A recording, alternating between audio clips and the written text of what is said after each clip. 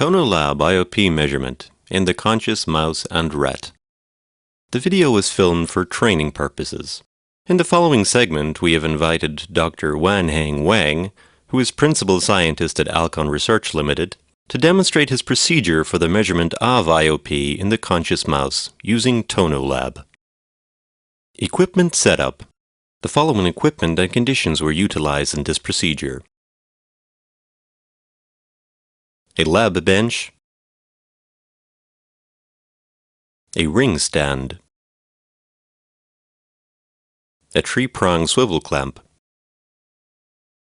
a support jack, which is a platform of adjustable height, plastic decapicone, a tubing restrainer, a custom-made restrainer for mouse IOP measurement, TonoLab, quiet environment with good lighting.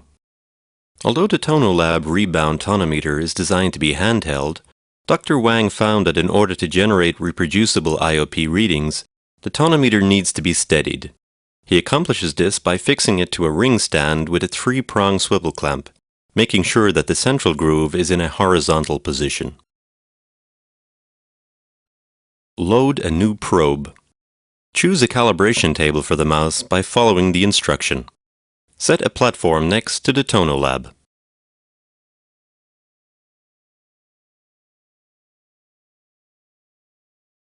IOP measurement in the mouse. Since the mouse is too small to be held securely by one hand, a special procedure is adopted for IOP measurement in the conscious mouse. First, the mouse is placed into a soft, clear plastic decapicone. To make the loading process safer and easier for the unacclimated mouse, one may gently pull the mouse by the tail into a tubing restrainer and then load the mouse into the decapicone. Make sure that the head of the mouse is placed outside of the small end of the decapicone and that the eyes are completely opened. If necessary, cut the breathing hole at the small end to accommodate the mouse's head size. The mouse will get acclimated in the process after a few rounds. After that, there is no need to use the tubing restrainer to load the mouse into the decapicone. Secure the mouse held in the decapicone onto a custom-made restrainer by tightening each Velcro. Make sure the eyes are completely open and easily accessible to the TonoLab probe by pushing the mouse forward and adjusting the tightness of the Velcro. The restrainer is then placed on the platform. Whiskers may need to be cut with a scissors because they often block the probe's access to the eye. After a few minutes of acclimation, the mouse usually appears calm and comfortable. One hand holds the restrainer at the rear and brings the mouse eye near the probe tip.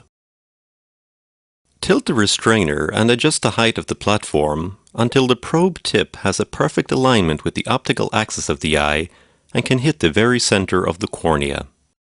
The distance is about 2 to 3 millimeters from the probe tip to the surface of the cornea. IOP can then be measured by pressing the measurement button using the other hand. 6 measurements are made consecutively. Record the IOP reading in the display. Dr. Wang usually repeats the 6 measurement procedure 3 times for each eye. Because of the minimal force involved, topical anesthesia is not necessary. The mouse tolerates the equipment very well. In most cases, it doesn't even blink.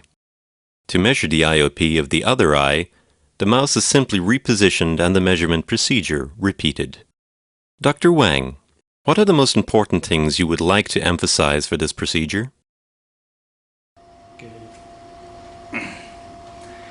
There are 4 key points for IOP measurement in either conscious mice and rats. 1. The mouth is in the calm state. 2. The eyes are completely open. 3. The probe tip must perpendicularly and exactly hit the center of cornea. 4. Keep a consistent measurement distance, 2 to 3 mm between the probe tip and the cornea.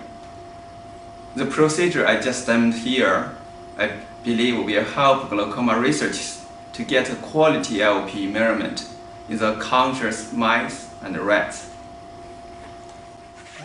Dr. Wang also pointed out that if the IOP reading is too high or its standard deviation is greater than normal, please wait a few minutes and let the mouse calm down and repeat the measurement.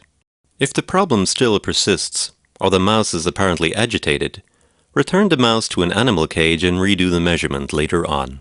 It's a good practice to acclimate mice in the measurement process a few rounds before starting a formal IOP study. After appropriate practice, one researcher can easily conduct the IOP measurements in 10 to 15 mice in an hour.